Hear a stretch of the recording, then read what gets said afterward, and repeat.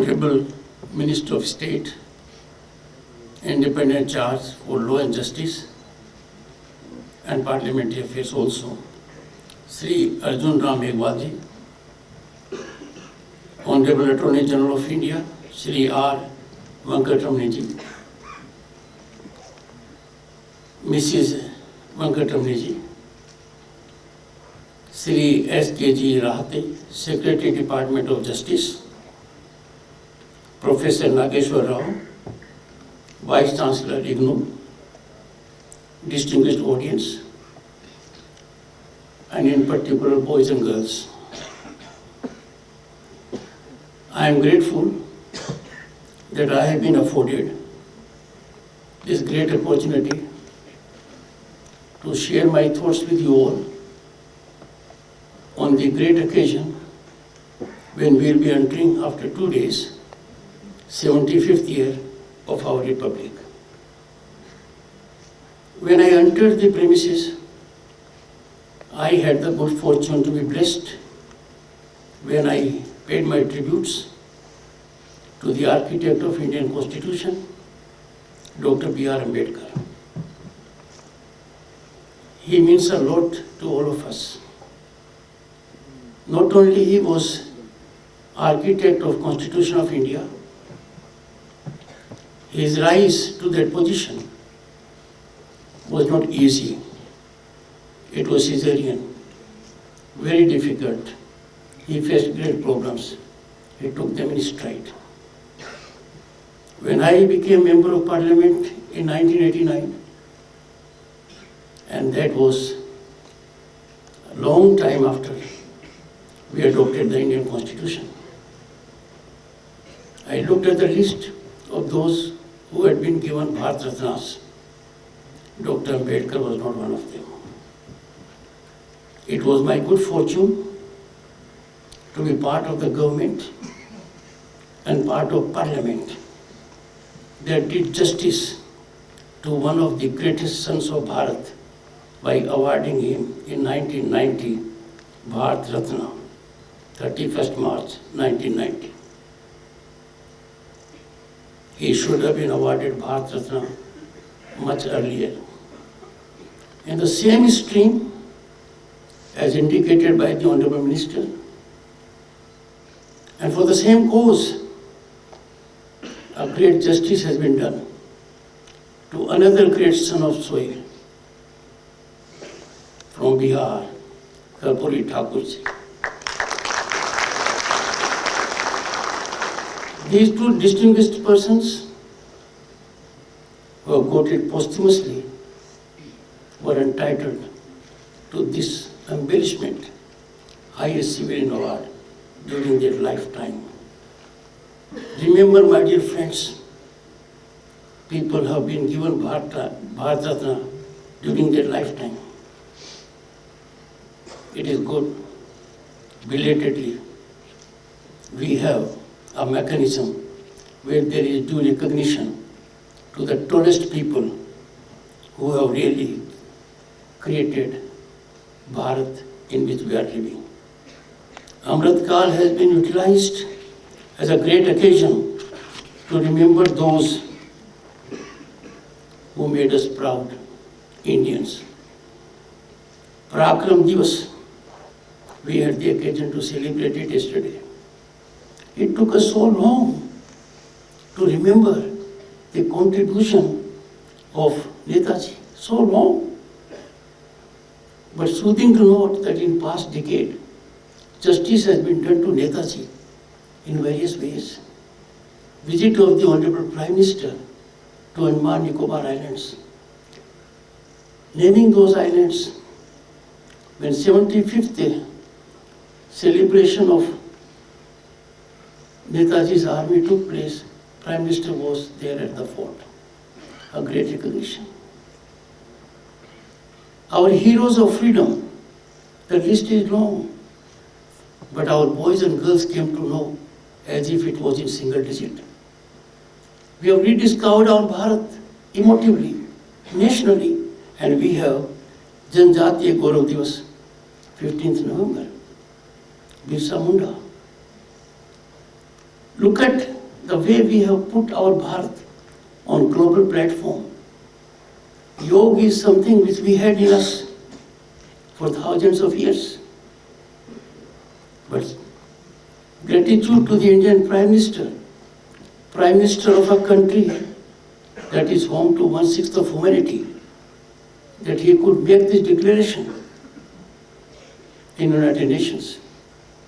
In the shortest time, the largest number of nations came forward to support this. And 21st June is International Yoga Divas, celebrated in every nook and corner of the planet. The last one was indeed historic. The premises were precincts of United Nations. It was our Prime Minister there, and we had the good fortune that the entire world participated. I was there at the national event at Jabalpur. A great day. Look at another great milestone, 23rd August 2023, Space Day, because Chandrayaan-3, backed by the power of both genders, landed on South Pole of Moon, created history because no country's space vehicle had landed on that part of the moon. We had his Space Day. Look at another significant day. We waited for so long to do justice to half of humanity. Particularly in the last 3 decades, efforts were made to secure justice to our sisters and mothers, that they must become participants in governance by way of a constitutional mechanism. That was expressed by Ambedkar ji. It fructified. And 2 days note are East in history. Note them. 20th September 2023 and 21st September 2023. On 20th September 2023, Shri Arjun Ram Meghwal, whose life has been very tough, I know it personally, comes from a very vulnerable segment of society, got into civil service, facing all difficulties, became a district magistrate to be remembered by one and all, got people's mandate. He introduced that bill to give justice to half of humanity. He is present amongst us. He did so in Rajya Sabha also. And that was a proud moment because he was fulfilling the dream of our founding fathers of the Constitution, led by Dr. Rajendra Prasad and Dr. B.R. Ambedkar. He was fulfilling the aspirations which our womanhood had waited for decades. And look at the changing profile of Bharat. What was passed by Parliament, both houses, became a constitutional provision when under Article 111, Srimati Draupadi Murmu signed it. A tribal lady occupied Rashtrapati Bhavan as the first citizen of this country. I have said all these things because, as rightly highlighted and focused by the Honorable Minister, our Constitution is finally very strong. Our Constitution has enabled us to traverse the difficult terrain and record epochal developments. If we look at our constitutional journey, we did have a dark chapter, a chapter which we can never have now. No one on the planet can generate a system, a mechanism, pernicious ecosystem, depriving human rights, putting people in jail by thousands with no rights available to them. I am referring to declaration of emergency. I want boys and girls to know, when the president signed it, what hour it was, how this could happen. Constitutional prescription is loud and clear. The president is bound by the advice tendered by Council of Ministers. Was it by Council of Ministers? That was the darkest, shameful period of our constitutional history and a blemish on our otherwise sublime civilizational journey of 5,000 years. We never had those in governance going to that level as to deprive millions of their fundamental rights and putting them in jail. Those who were put in jail became prime ministers later on, many of them. That was a shameful period. That was also the time we expected another organ of the state will rise to the occasion. The judiciary. Unfortunately, for judiciary also, it is one of the darkest periods. 9 high courts in this country, 9 high courts, boys and girls, 9 high courts, in one voice, took a stand. Emergency or no emergency, fundamental rights of the people cannot be put on hold. They are ever alive. You can go to the court to vindicate your fundamental rights. Indian Constitution has enabled its citizens to directly have access to the Supreme Court under Article 32 for vindication of fundamental rights. Unfortunately, painfully, and a pain which people like Venkatraman will always harbor in their hearts. He would ever wish in ADM Jabalpur Supreme Court had not overturned those 9 high courts. But 2 of the distinguished judges of that judgment, the Chief Justice and his number 2, very distinguished judges, they had the occasion to express their public regret. One of them, the second senior most then, expressed it in an interview when he attained the age of 90 years. But friends, there can be no regret allowed when people fail in constitutional positions. When we are in a position of constitutional authority, we have no alibi, we have no escape route. We have to vindicate the trust imposed in us by the Constitution. Friends, this journey of 75 years and a little before that independence, midnight of 14th and 15th August, we had tryst with destiny. Our parliament met at midnight.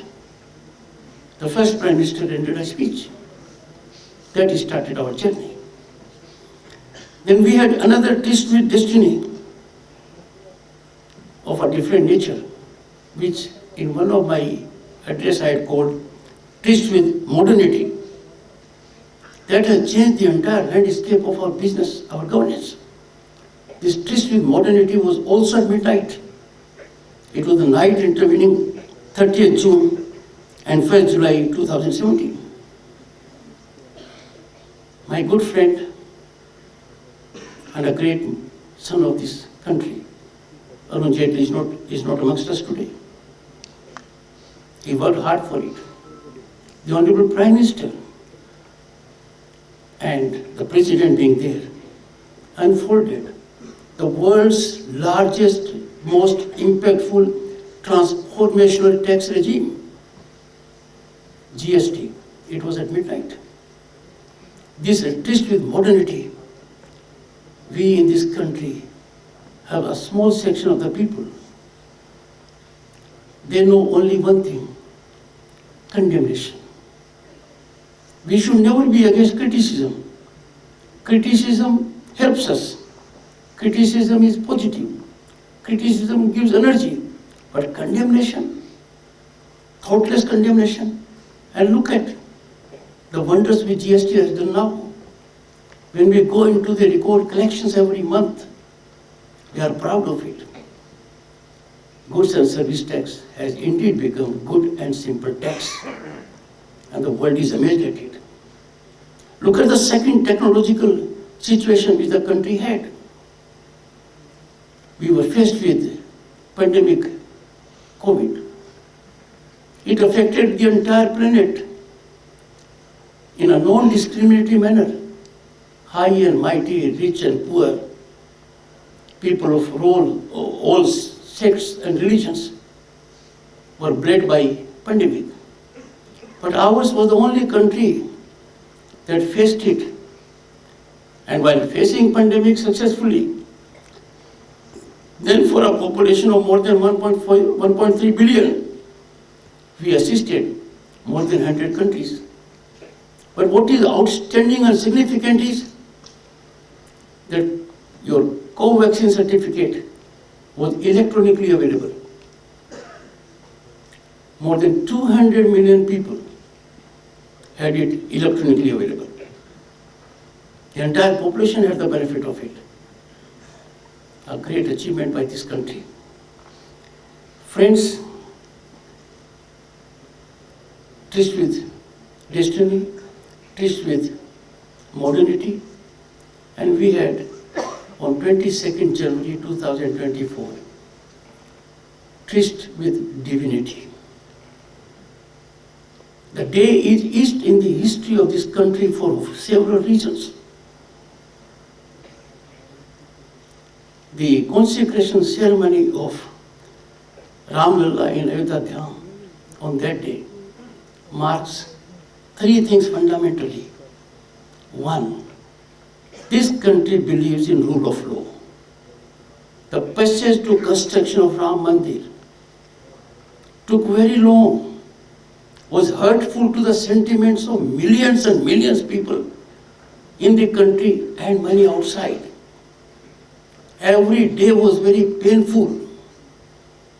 Still, in this land of Gandhi and Buddha, in this land which has civilization at depth of 5,000 years, it was in accordance with law. And that was a great achievement. Second, it reflected the will of the framers of Indian Constitution. I am pained and I will appeal to the Honorable Law Minister. Our young boys and girls are not exposed to the Constitution which has been signed by the members of the Constituent Assembly. That document, Honorable Minister, you will find is a different one.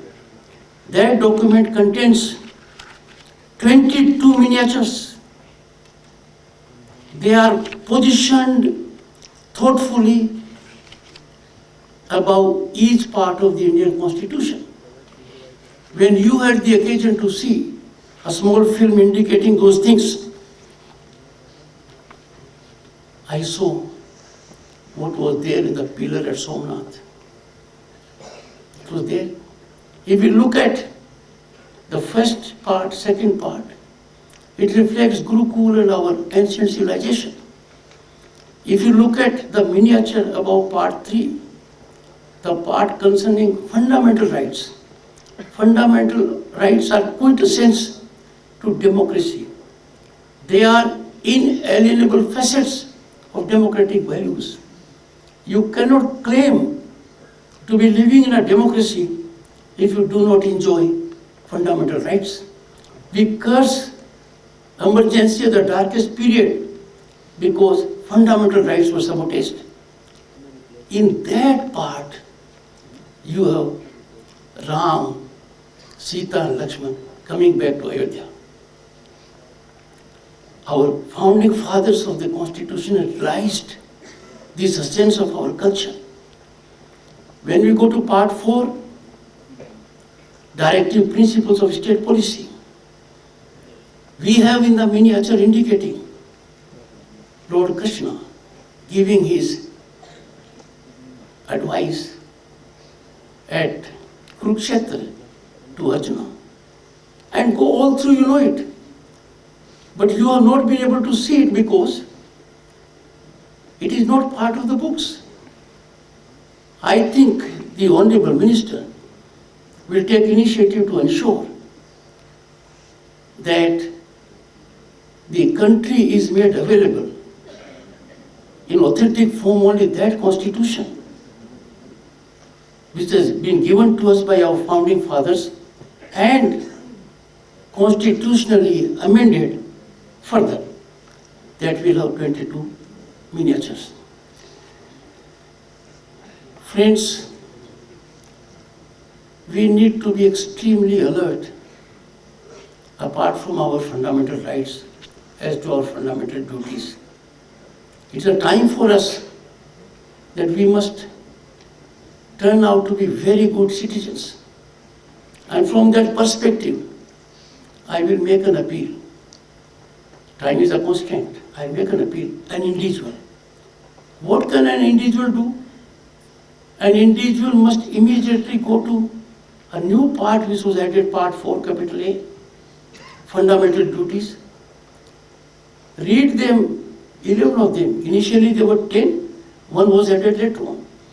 When you will read those 11 fundamental duties, you will find these are fundamental to our daily life. It takes no expense. We can do it. We must always take pride in being Indians. भारतीयता हमारी पहचान है. इस महान देश भारत के हम नागरिक हैं. इसकी अप्रत्याशित, अकल्पनीय प्रगति से हम अभिभूत हैं. दुनिया अचंभित है. भारत का लोहा दुनिया मान चुकी है. दुनिया की संस्थाएं क्या कहती हैं भारत के बारे में कि आज के समय दुनिया में भारत सबसे तेज गति से बढ़ने वाली आर्थिक शक्ति है. We today, friends, are the 5th largest global economy. We have marched ahead of Canada, UK, France. In 2 or 3 years, we'll be marching ahead of Germany and Japan. We'll be the 3rd largest global economy. We can't stop at that. So there was a time in our illustrious past when we were at peak. We have to reach that peak. And the Prime Minister with his vision is working in overdrive to secure that Bharat in 2047 becomes a developed nation, a global power. Because our Bharat, as is the spirit and essence of our constitution, it stands for peace, harmony, stability. The only nation perhaps in the world that has never engaged in frontier expansions. We have suffered invasions. We have absorbed those people. Never believed in. It is a time, for the first time in our history, that the world recognizes in diplomacy power of Bharat. We are guided by one interest of the nation and welfare of the humanity. And that is why the entire world acknowledged the excellent outcome of G20, which was a global high benchmark in our soft diplomatic power. ये मेरे कहने का मतलब ये है कि हमारे संविधान ने हमें सब कुछ दिया है. यदि 3 संस्थाएं, कार्यपालिका, विधायिका और न्यायपालिका, अपने दायरे में रहकर मर्यादित आचरण कर आगे बढ़ेंगे, तो भारतीय लोग इतने प्रतिभाशाली हैं कि कुछ भी उनके लिए असंभव नहीं है. I appeal from this platform that we are lucky to have highest brains heading these organizations. The executive is being led by the Prime Minister, a man who is a visionary, who thinks big, achieves with expedition, achieves for one and all, achieves at a dimension which we never imagined. We have robust judicial system. We have sound legislature. Let me remind you, boys and girls, when our constitution was framed, you must find out who were the people who framed the constitution. You will be enlightened to know that none of them was directly elected by the people. They were indirectly elected, one category, the large category. The second category was representatives of princely states. And the third, four, the commissioners, one was in Rajasthan also, one each. Then, while the Constituent Assembly was in progress, we had division of the country. So part of the contingent left. The number was reduced. They were fired by the zeal of nationalism. They faced some of the greatest contentious issues, divisive issues of language, of boundaries. They overcame all those things, not by disruption, not by disturbance, but by dialogue, debate, discussion, deliberation. Therefore, the segment to which I belong, by virtue of being chairman of Rajya Sabha, I sometimes wonder, when the executive is marching on fast track, earning global laurels, giving relief to more than 1 billion people, making available an ecosystem where every Indian can unleash his or her energy, exploit potential, realize ambitions and dreams, where a mechanism has been developed, where power corridors have been sanitized of corrupt elements, when there is rigorous enforcement of the constitutional essence, equality before the law. There is none who cannot be beyond the reach of law. Everyone is. Some people were in doubt. I am pained with events that take place when destruction of public property takes place. We take on the law enforcing agencies and declare we have won because the barricade has collapsed. Our judiciary is a robust system, manned by very gifted people. There will always be issues between three organs because we are in a dynamic world. But issues have to be ironed out, have to be moderated. They don't have to be on public platform. They have to be in a structured manner. But with legislature, we need to do some homework. How efficient your legislators are, boys and girls, is in your hands. You have to take a call. Would you want parliament or assemblies to be dysfunctional? Would you want them to be ravaged by disruptions, disturbances? You certainly would want. There should be debate, dialogue. We had a great legislation. Earlier we used to have Samvidhan. Now we have Vidhan.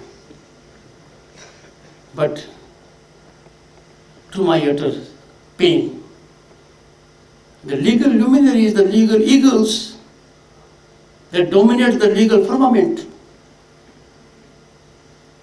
none came forward in Rajya Sabha to make a contribution. When you have an opportunity, a historic opportunity, when epochal legal mechanism is being developed, we are being unshackled from colonial regime. Why did you not make your input available? Your participation was not there. Young boys and girls, we may be gone.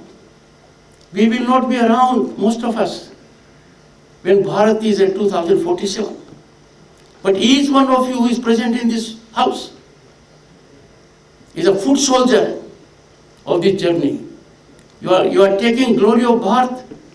You will be ensuring it will be on incremental trajectory. You will ensure rightful place in the Committee of Nations what Bharat will be at 2047. And therefore, there are issues on which your silence will resonate in your ears for years to come. If you find something is unacceptable, please go by the diktat of your conscience, spirit of nationalism, belief in your nation, and try to put in correctional mechanism. इसीलिए मैं अंत में ये कहूँगा, हमारा संविधान का सबसे बड़ा सम्मान हम तब कर सकते हैं जब नागरिक की हैसियत से 24/7 हम भारत माँ की सेवा में लगे रहें। हमारे देश की प्रगति एक इतना महायज्ञ है, इस महायज्ञ में हर किसी की आहुति की आवश्यकता है। संस्थागत आहुति आएगी, पर सबसे बड़ा योगदान आम नागरिक का है, और इसका कारण है there is no one more critically, significantly stakeholder in governance than boys and girls like you. Your stake in governance is maximum. You would never want corruption. You want meritocracy to flourish. You would want that you have opportunity before you. Now you must know fully well, we are a country that is home to startups. We are a country that is home to unicorns and unparalleled in the world. If you have an idea, put it in action. वो भारत के संविधान का सबसे बड़ा सम्मान होगा। मेरे मन में कोई शंका नहीं है कि भारत के उत्थान में जो भी कोई बाधा बनेगा, ये उत्थान का तूफान है। ये तूफान पॉजिटिविटी का है। ये तूफान ईश्वरीय शक्ति के द्वारा दिया हुआ है। ये तूफान दुनिया के हित के लिए है। हमारे 5000 साल की जो संस्कृति की विरासत है, उसको नमन का है। It is unstoppable. Rise of Bharat is unstoppable. Let us contribute to the nuclear speed, rocket speed of this growth. Thank you so much.